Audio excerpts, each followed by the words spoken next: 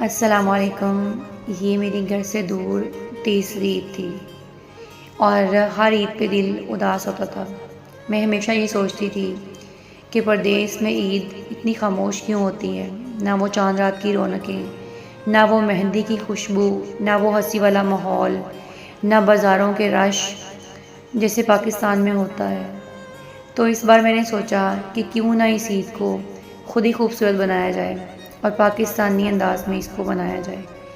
इसी सोच के साथ मैंने इस ईद पर अपने सब इंडियन फ्रेंड्स को मेहंदी लगाई और इस दौरान मैंने एक ऐसी खातून को भी मेहंदी लगाई जो कि 90 प्लस थी। और जब मैंने इनके हाथों में मेहंदी लगाई तो मुझे इतनी खुशी हुई, उनकी एक्साइटमेंट देख के मेरा दिल इतना खुश हुआ कि यहाँ पे जो बूढ़े लोग हैं वो कितने ज़िंदा दिल होते हैं। वो कभी ख़ुद को बूढ़ा नहीं समझते, अपनी हर छोटी खुशी को भी दिल से जीते हैं। और यहाँ उम्र सिर्फ नंबर का हिस्सा है, जबकि इनके दिल हमेशा जवान रहते हैं। और यहाँ के बुज़ुर्ग कितने ज़िंदा दिल हैं, अपनी हर खुशी को दिल से एंजॉय करते हैं। जबकि हमारे पाकिस्तान में हमारे पेरेंट्स 40 क्रॉस करते ख़ुद को हर चीज़ से महदूद कर लेते हैं कि हम तो अब उम्र रसीदा हो गए हैं, जबकि यहाँ के बूढ़े भी हमसे ज़्यादा जवान लगते हैं। काश कि हम भी सीख जाएं कि ज़िंदगी जीने के लिए उम्र नहीं, ज़िंदा दिल होना कितना ज़रूरी है। इन लोगों की एक्साइटमेंट देखकर मुझे मेरी मम्मा बहुत याद आई कि उन्होंने कभी मेरे ज़िद करने पर भी अपने चारों हाथों में मेहंदी नहीं लगाई थी। बहुत मुश्किल से मन के एक हाथ में मेहंदी लगाती थी। और मेरी दादी भी ऐसी थी। और मेरे पापा के बाद तो मेरी मम्मा ने बिल्कुल जैसे ख़ुद पे हर चीज़ हराम कर ली थी, मेहंदी लगाती ही नहीं थी। और मैंने भी बहुत अरसा मेहंदी लगाना छोड़ दी थी। और हमारे पाकिस्तान में हमारे पेरेंट्स 40 क्रॉस करते ख़ुद को बूढ़ा कंसीडर कर लेते हैं और हर चीज़ से ख़ुद को महदूद कर लेते हैं। और कुछ स्टीरियोटाइप्स हैं, जैसे कि लो इस एज में मेहंदी लगाऊंगी, इस एज में मैं इस तरह का सूट पहनूंगी, इस कलर में सूट पहनूंगी, ऐसे अच्छा लगता है। मतलब ऐसी बहुत सारी बातें। लेकिन यहाँ के लोग इतने ज़िंदा दिल हैं, हर चीज़ में इंटरेस्ट लेते हैं। और जब मैं उनकी मेहंदी लगा रही थी तो उनके हस्बैंड, जो कि वो भी उम्र रसीदा थे, तो वो उनसे कह रहे थे कि तुम रेडी हो जाओ, फिर हम इसके बाद हम आउटिंग पे चलेंगे। मतलब यार, सही ज़िंदगी तो ये जी रहे हैं और हम लोग तो बस ज़िंदगी गुजार रहे हैं, असल इंजॉय तो ये कर रहे हैं।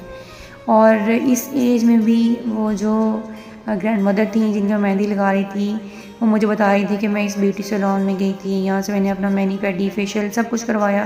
और मैं सोची थी कि इस पूरे टाइम में मैं तो एक दफ़ा भी यहाँ पे सैलून नहीं गई और ना ही मैं इतनी ज़िंदा दिल, मतलब मैं हर ईद पे उदास होती थी।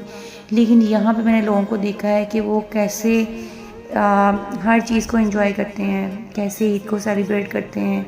और ये सुन्नत रसूल भी है कि ईद पे हर इंसान का हक़ है कि वो खुश हो, चाहे आप अंदर से कितना ही उदास क्यों ना हो, लेकिन आपको ईद पे खुश होना चाहिए।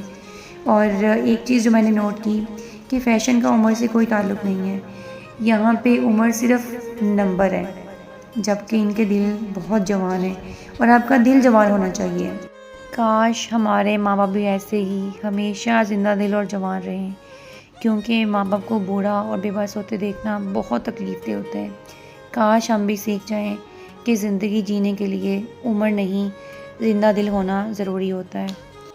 खैर, इनकी मेहंदी लगाने के बाद मैं इतना थक गई थी कि मेरा अपने मेहंदी लगाने का दिल ही नहीं कर रहा था। फिर मैंने ख़ुद को मोटिवेट किया कि ये लोग बूढ़े होकर भी ख़ुद को इतना यंग कंसीडर करते हैं, तो फिर हम लोग तो बहुत ज़्यादा यंग हैं। फिर मैंने ख़ुद भी अपनी मेहंदी लगाई और एक बात तो मुझे बहुत अच्छी लगी कि इन लोगों ने मुझे मेहंदी आर्टिस्ट बना दिया। और मैं इतना एक्साइटेड हो रही थी कि मैं वाकई मेहंदी आर्टिस्ट हूँ या मैं टीचर हूँ, क्योंकि मैंने बहुत अरसे से मेहंदी छोड़ी हुई थी, मैं अपने भी नहीं लगाती थी। लेकिन इस दफ़ा मैंने सोचा चलो अपने भी लगा लूँगी। और ऐसे मैंने जो है वो एक बहुत अच्छा टाइम स्पेंड किया, मेहंदी लगाई। पाकिस्तान वाली मुझे फुल वाइब्स आई कि जैसे हमारे पाकिस्तान में चांद रात पे लोग मेहंदी लगाते हैं। और मुझे कोई इतनी ख़ास मेहंदी लगानी नहीं आती है जैसे हमारे पाकिस्तान में हर किसी को अपने हाथ पे लगानी आती है, क्योंकि अपने घर में मैं हर किसी की मेहंदी लगाती थी चांद रात पे। और यहाँ भी जो है ना, मुझे बहुत अच्छा लगा जब मैंने इनकी मेहंदी लगाई। और ये इतनी दिल से तारीफ़ें करते हैं, बेशक, हालाँकि मुझे लग रहा था कि मैं इनके हाथ ख़राब कर रही हूँ बट लेकिन उन्होंने इतनी तारीफ़ें की और मुझे ना थोड़ा ये फ़ील हुआ कि मैं ना टीचिंग छोड़ के ना ये मेहंदी लगाना शुरू कर दूँ। इतना प्रोटोकॉल, इतनी रिस्पेक्ट और इतना मैंने एंजॉय किया इस चीज़ को और फुल पाकिस्तानी स्टाइल में हमने 4 रात यहाँ पे गुजारी।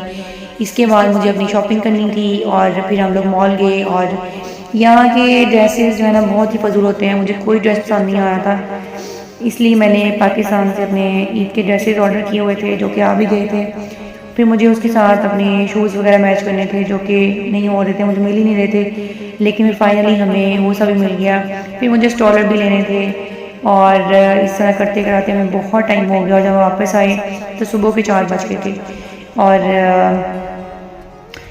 फिर ये था हमारा प्री ईद व्लॉग और एंड पे मैंने जो रियलाइज़ किया वो ये कि काश हम लोग भी जीना सीखें दिल से, उम्र के हिसाब से नहीं, दिल से जीना सीखें और हर खुशी को सेलिब्रेट करें, क्योंकि ईद अल्लाह की तरफ से एक तोहफ़ा है और हमें इसको दिल से सेलिब्रेट करना चाहिए, हमें इसको एंजॉय करना चाहिए। ये ईद मेरी बहुत अच्छी गुजरी क्योंकि इस ईद पे मैंने फुल पाकिस्तानी स्टाइल में एंजॉय किया। उम्मीद करती हूँ आपको ये मिनी व्लॉग अच्छा लगा होगा। ओके, अपना ख्याल रखें, दुआ में याद रखें और दूसरों के लिए आसानियाँ पैदा करें। अल्लाह हाफ़िज़।